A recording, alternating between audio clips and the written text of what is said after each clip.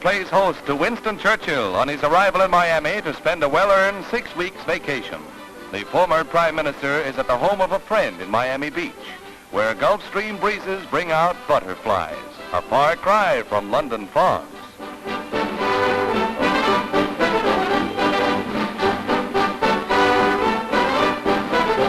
Mr. Churchill is host to a press conference during which he warned against too rapid a drift toward world collectivism.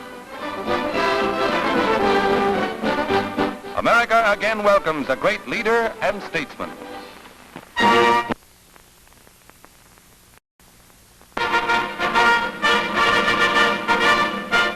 Warsaw, the first major city to fall prey to the Nazi blitz, counts its wounds, and after 6 ghastly years digs out of the havoc caused by the Luftwaffe, which put the torch to a defenseless city. The task of rebuilding this great capital is a staggering one. But little by little, life returns to the shattered city.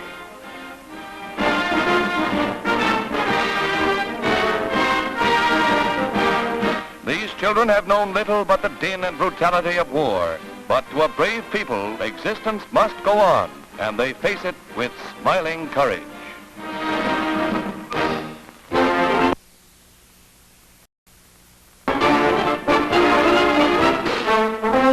It looks like all of Uncle Sammy's favorite nephews are trying to storm the famous Rainbow Club in London.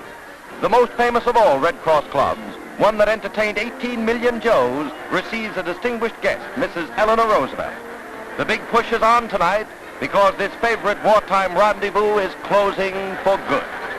The lucky ones inside hear from Mrs. Roosevelt.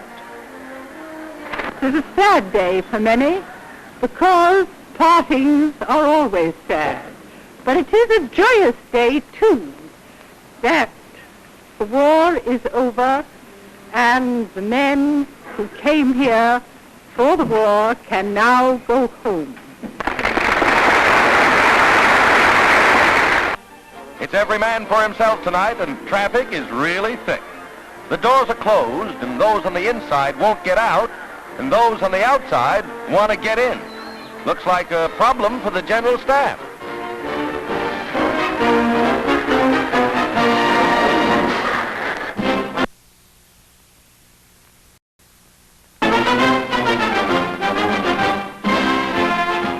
Named by heads of all faiths as chairman of the National Brotherhood Week, former Governor Stassen pleads for tolerance. It should be repeated time and again that anyone who lights the flames of bigotry or intolerance in America lights a fire underneath his own home. As I see it, every American should reflect anew upon his dual obligation. First, to treat our fellow men as brothers in the deepest ethical sense. And second, and equally important, to so conduct our own individual lives that others will want to treat us as brothers.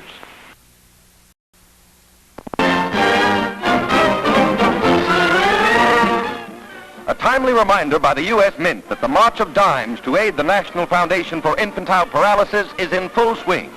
In Philadelphia, part of the national total of $2,700,000,000 new Franklin D. Roosevelt dimes is being struck.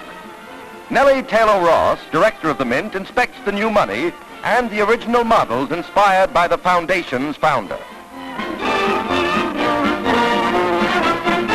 Down in Texas, another March of Dimes enthusiast, Basil O'Connor, president of the Infantile Foundation, sees the campaign off to a fast start in a town bearing the appropriate name of Dime Box. Its 300 townfolk gave 100%. Mr. O'Connor shares Texas hospitality with Mildred Kosirik, a polio victim. In the nation's capital, the annual Mile of Dimes is opened by the First Lady and her daughter Margaret, who asks you to help a worthy cause. I urge you to make your contribution to the Infantile Paralysis Fund. Here at the Mile of Dimes, or to the March of Dimes, or in any way that you can, so that this humanitarian activity can continue.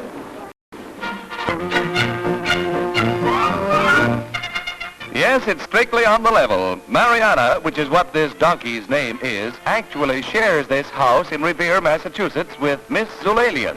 and shares the food as well. Get a load of those stable manners. Some people wear carnations, but Mariana uses them for dessert. Mariana will go for the donkey serenade, for Mariana's brays are bunny.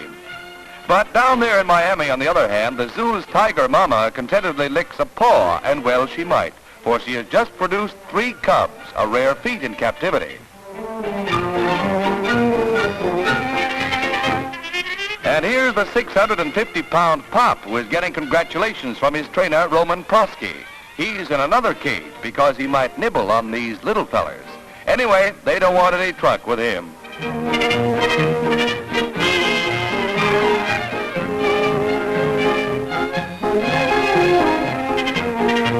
Off to a very nice start. It's a shame their eyes aren't open yet.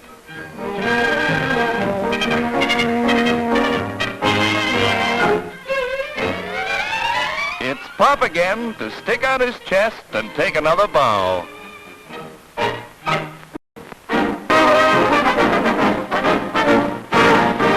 Leather pushers in New York City Golden Gloves bouts come out with some fights that really sparkle. Oh, you think it's tough, mister. Well, it really is tough, this slugging match with Salvatore Savarino and Arthur Essenfield pulling no punches. And if you think different, here comes the old one, too.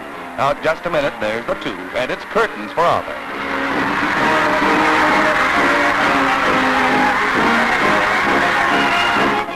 But wait till you see this pair. You better wait too, son. You're just starting, and from where we sit, it looks like it's a knockdown, drag-out battle with plenty of the old give and take.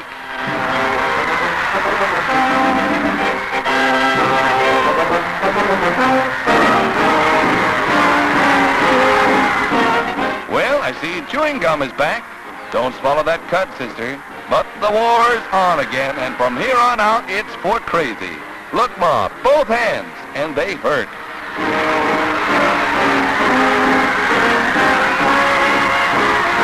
What are you worrying about? These guys aren't mad at each other, but they certainly can fight. Oh, better luck next time, slugger.